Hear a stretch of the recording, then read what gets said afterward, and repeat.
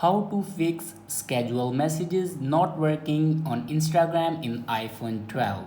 So let's start the video. First of all, if you want to fix this problem, then firstly open your App Store.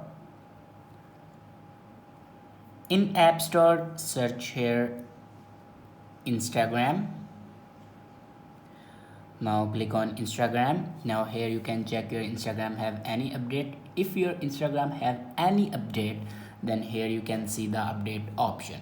First of all, update your Instagram. After update your Instagram, your problem will be fixed. If it doesn't fix your problem, then open settings and click on general and then click on iPhone storage. Now scroll down and click on Instagram. Now here you can offload your Instagram app and reinstall it. After doing these steps, your problem will be fixed. I hope this video is helpful for you. Thanks for watching.